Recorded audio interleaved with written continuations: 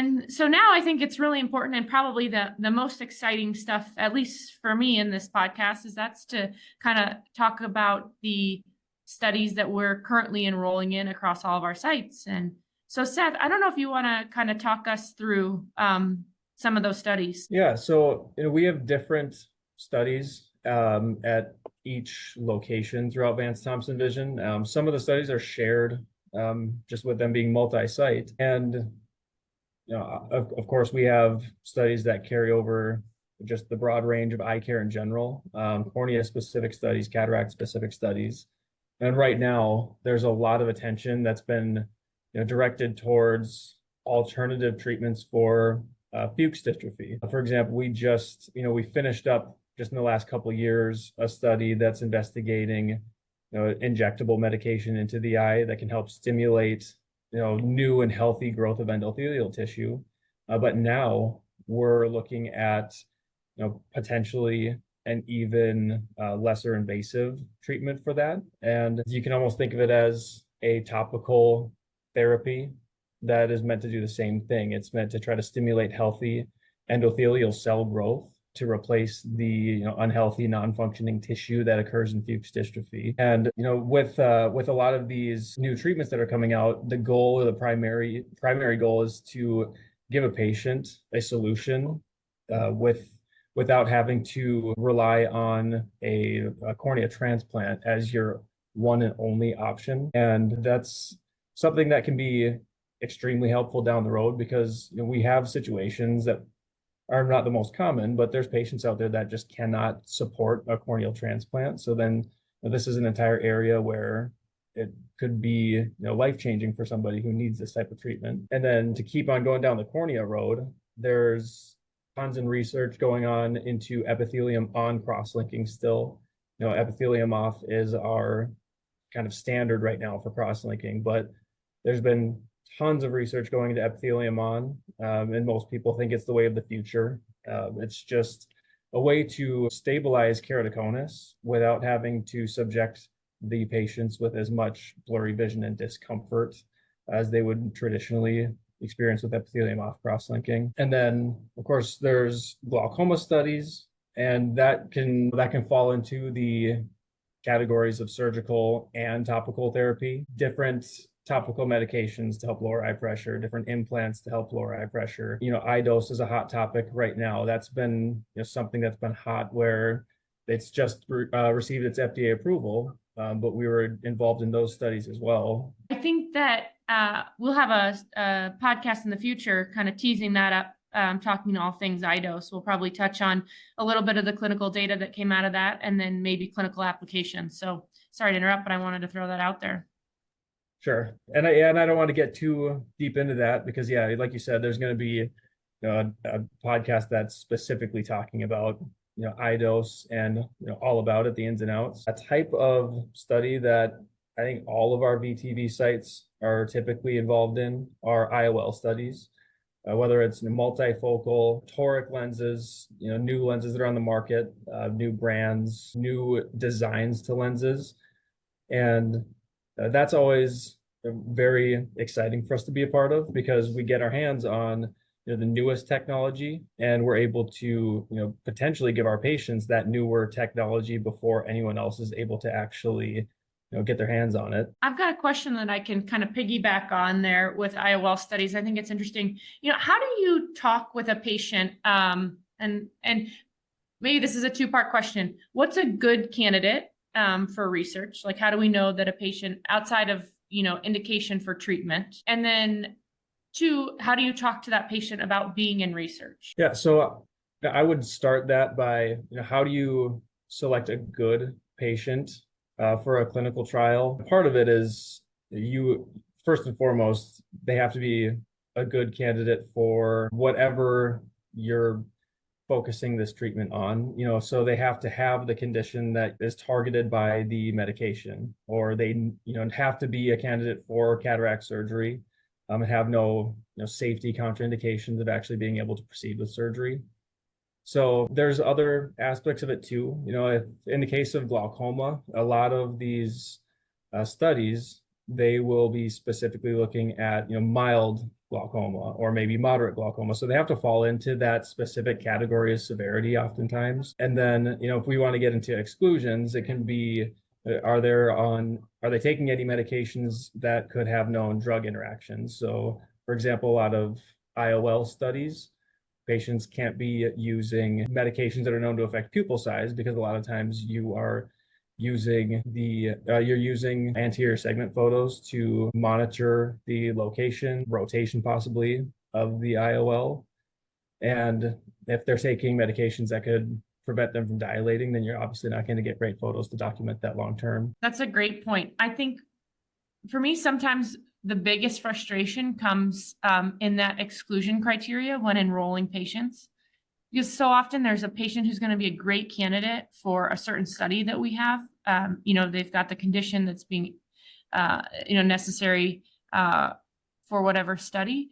But then in one tiny little line in the exclusion criteria, somehow they meet that. And that can be so frustrating from a clinical standpoint. And so it's like you have to take your clinical hat off and put on your research hat to remember that these studies are, trying to look at very specific endpoints. And so if that certain exclusion is going to impact the endpoint, then they are not a good candidate for the study. But my clinician hat just really, really has a hard time letting that go. That's a good point to make, because you'll have a study going on, you'll have a patient, and you'll want so badly for them to get in the study. And it's exactly what you said. The exclusion criteria is set for a reason. And we have to kind of follow that map to make sure that we are indeed including the intended patient base for that specific study. That's right. To keep going with potential exclusion criteria, oftentimes patients who have had previous ocular procedures, that can be an exclusion criteria. Accuracy of the data we might be gathering. A lot of times we're looking at, we're monitoring visual acuity afterwards. And if there's the presence of any sort of potentially progressive condition, whether it's macular degeneration or any corneal degenerative disorder, that can heavily influence the data that's gathered. So those patients, they unfortunately can't be included in a lot of these studies. And of course, there's, I would call them universal exclusions that apply to pretty much most clinical trials and not just specifically in eye care. And probably the one that's going to be applied to everyone is any females specifically, is if they're pregnant or nursing, because that falls into the ethical umbrella. It's not ethical to be including anyone who is pregnant or nursing in a clinical trial. And then beyond that, we get into the ideas of informed consent. And if somebody comes in and they are unable to provide informed consent, then you can't really put them in the trial. And that might have to do with cognitive features or whether or not they just are unable to consent due to their age. For example, if they're 17 years or under, technically you cannot get an informed consent. And then it depends on how the sponsor or possibly the FDA has designed that clinical trial, because sometimes if you are 17 or under, you can still partake in the trial, but you do need permission from both parents, and you may need to obtain, we call it assent, and it's not the same as consent. It's more specific to people who are underage, but in other words, the child still does have to agree to be a part of the trial, and they have to be mature enough to understand the trial and understand what they're required to do. Now, that may or may not be required. That is more dependent on the sponsor, possibly the FDA. I think all of those are kind of great points when we're talking about, what patients are good candidates for studies. And then how does the conversation go when you find the patient who is meeting, with the chart review, some of those inclusion exclusions? How does that conversation go? Do you find patients are excited about participating in research? Do you find there's some hesitation? Sometimes I would say that depends on personality in some ways. Sometimes the idea of research can shy somebody away. And a lot of times people will bring up a clinical trial, will explain it. And, the last thing we want is for someone to feel like they're, a guinea pig, or that they're being tested on. And we try to describe it or present it in a way that you are going to be receiving care. And if we put a lot of emphasis on this is important because it allows us to advance medicine. And you being a part of this trial, this can help someone else down the road receive very important care if they need it. And that can become more exciting to somebody. And with more patients that I have interacted with in clinical trials, I would say that for the most part, they actually enjoy being a part of it. And it just falls into that idea that they are a part of something new and they are helping advance medicine. And I think they do find that exciting. And then beyond that, if we're talking about a patient who is a good candidate for a specific treatment, but let's say maybe they can't afford the more traditional or approved treatment that would be otherwise available, well, this is a really good way for them to actually gain access to the care that they need without having to potentially try to save up money for years while their condition is worsening. And then maybe by the time they actually can afford the treatment that they otherwise would have been required to have, that it'd just be a much more unfortunate situation if their condition has progressed and you can't take that back. So this can allow patients access to care quicker than they would otherwise have to wait for. I think you touched on a great point. You find that patients really, yes, there are patients who are hesitant and want to make sure that, quote unquote, they aren't that guinea pig, but you do find that they are so eager to participate in something that's bigger than themselves. They're so eager to contribute to advancing medicine.